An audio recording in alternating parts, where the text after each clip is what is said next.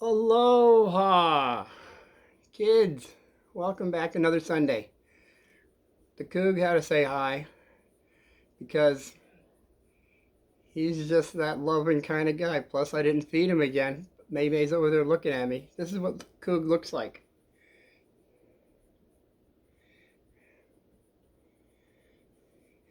He's a big boy. And I did brush him. But son of a gun. You gotta brush your cats every day, kids. So what I got for you this Sunday is something I think even your parents and guardians will like, kids. It's the last episode I had was meat without hooves. Well, I wanted to do something on cloning, and they're doing a lot of that, but that'll be another episode down the road. I was just concerned about, excuse me, excuse me, we know Dolly was July 5th, 1996. And Dolly was the first cloned sheep.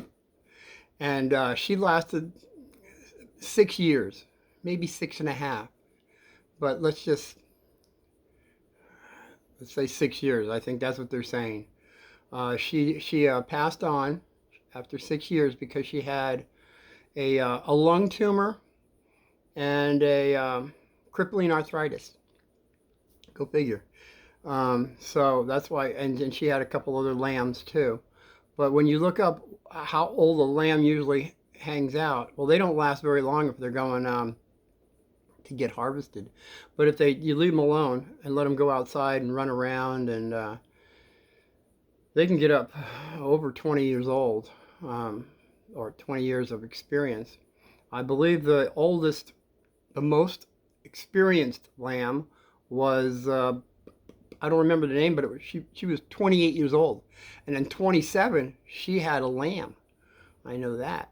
So they do go to an extent of years, but apparently clones just don't make it that far. In fact, the story goes is cloned animals only go half the distance.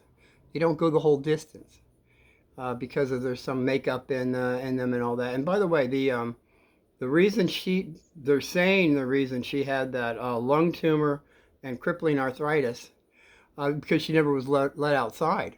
Okay, and so and they say that occasionally happens when you don't let a lamb outside. Okay, all right. Oh, okay, leave that. But the studies do show only half the distance you get on a clone. So I was always curious. We're not supposed to be eating cloned animals, I believe. It used to be that way in 2008. That's what it was saying. No cloned animals will ever get on the market into your food store. That's a guarantee. Well, recently I've looked it up, and apparently, out of 100 million tons of cattle and over 100 million tons of cattle that have gone to get harvested, and I believe the number was just 66 swine, little piggies that were going to market. Out of all of that tonnage, only a few thousand tons of cloned animals have somehow accidentally got out on the food chain for everybody. So I was just wondering, does that concern anybody out there? To maybe we could have maybe a law saying this is a cloned. But see, that's the problem. If they get out, scientists they just can't distinguish the real ones from the cloned. They just can't distinguish it. So that's how these accidents apparently happen. They got out of the bin, and that's how it got onto your table. I can see how accidents happen, but since they don't live as long as the normal animal, I would say there should be a little concern there. And then just going back a smidge to my last episode, meat without hooves, which is cultured meat, because we have conventional meat, kids. Conventional meat is when you harvest the animal and then you get the food that you, well, we don't know what you've been eating, but it's on the table is conventional, supposedly conventional meat. But now we know that, well, Singapore has been having chicken since December 2nd, 2020. They have had lab grown chicken, and they gave the green light to America back in 2020. So maybe that's why the FDA jumped aboard and said, this sounds like a positive idea. Because what they do, kids, I was saying in the last episode, it was a petri dish. You grow meat in a petri dish. Well, actually, it's really called a bioreactor. And this bioreactor is a big thing. It's a big reactor that they put the stem cells in, and they put other, I believe, some kind of muscle where they're getting that, and then the stem cell grows meat, grows a lot of meat. So the apparently there's a couple places that are doing this now on a fairly large scale, but I believe they have plans for even a longer scale of amount of tonnage, because there's something like so many billions of tons of meat eaten, and we're just not up there yet on to be able to feed everybody, feed the world this this cultured meat. So there's a guy named he's a rabbi. He's in Israel. He's a rabbi, David. It was like LAU law, and he's an Israel preempt Jewish administrator that has said it's okay now for the Jewish folks that they just supposed to eat kosher foods. Well, he's saying that there's a steak called the Aleph, Alephs.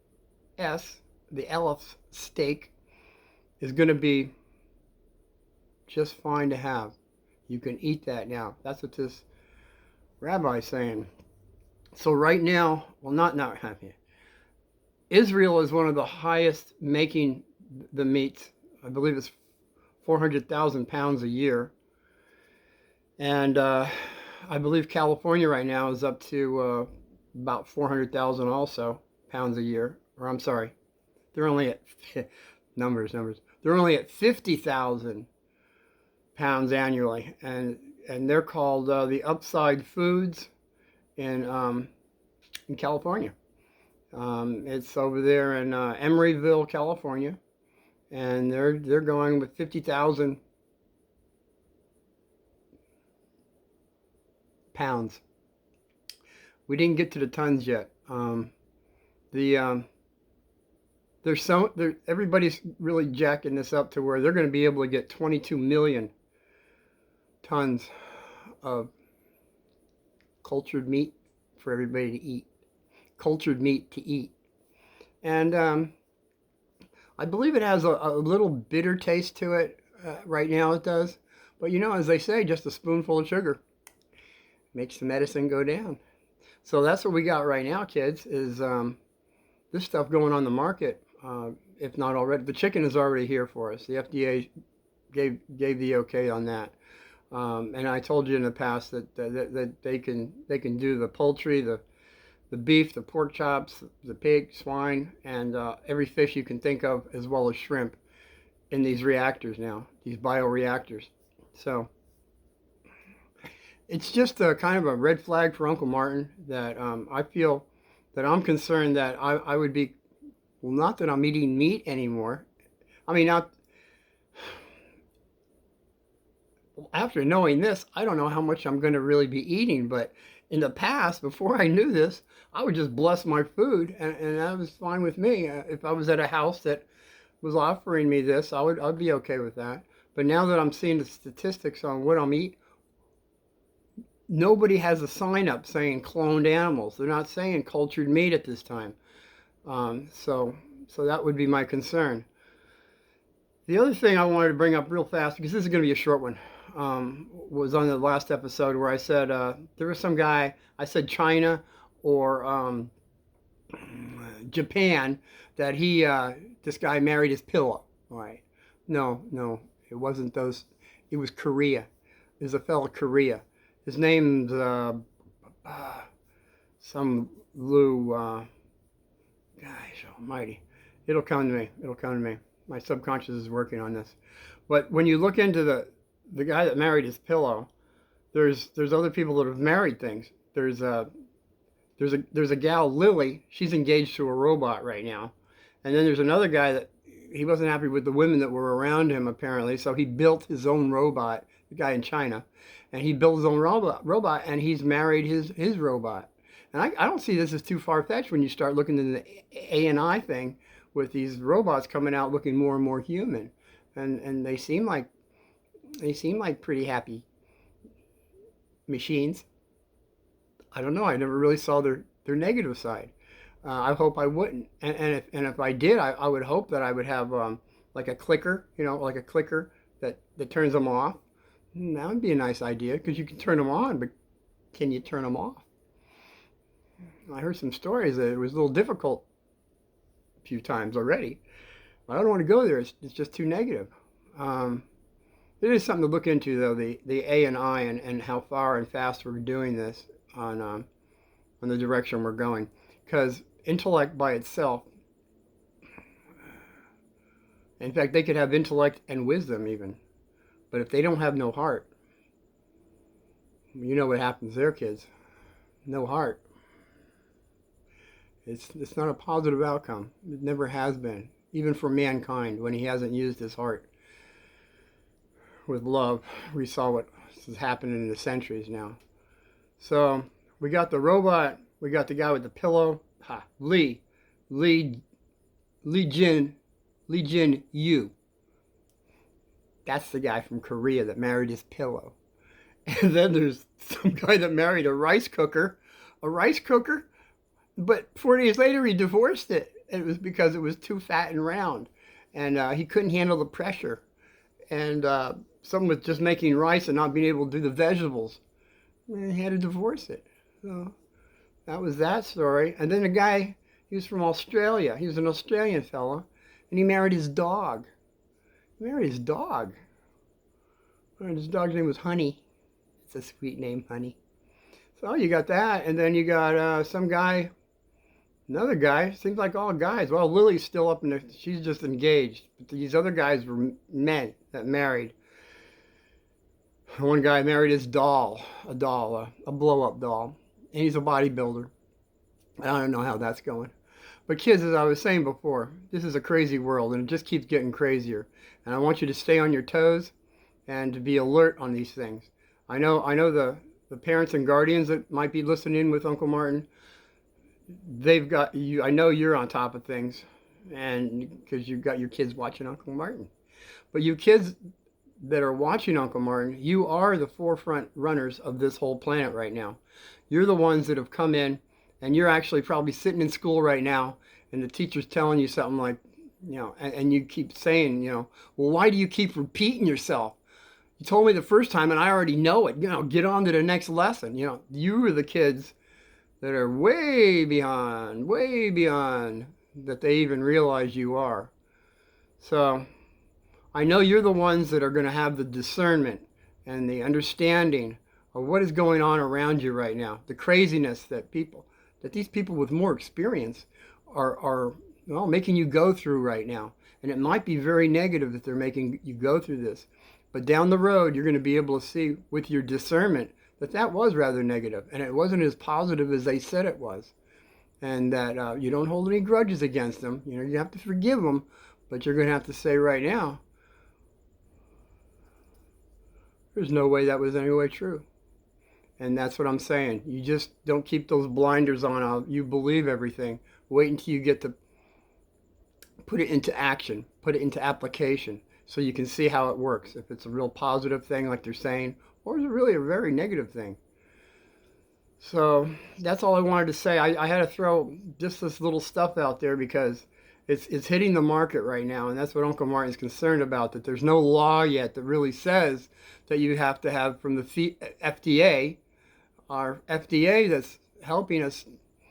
That's saying that the cattle, the swine, the goat, or they're healthy. They're healthy, and these cloned animals are healthy, and once they get out of the pen, we can't tell them the difference anyway. So don't even worry about it. It's going to be okay. I'm just saying there should be a law. Cloned animals, uh, I want to say petri dish. Um, okay, conventional animal is what we're all supposedly eating now. We don't know. Cloned animals have a sign on it, and the the meat without hooves, the petri dish stuff that nobody's talking about, that they're cultured. Thank you. Cultured meat. Oh, doesn't that sound so positive? It's cultured. It's cultured for cultured people. Yeah, names are crazy sometimes. How appealing they can be when really, I don't know, how appealing is it? So I just want to say this is a quick one. I'll try to get back. I got some things to do, and maybe I can do it back to back. But if not, I'll get down the week here and I'll do another one for you. And by the way, the thumbnail is cloned animals. How safe is it? Do we know? Do we have enough information on if they're living half the lifespan than the conventional animals? I would say that's kind of a drawback. I think that's kind of negative. Okay, until I see you again, aloha and be well.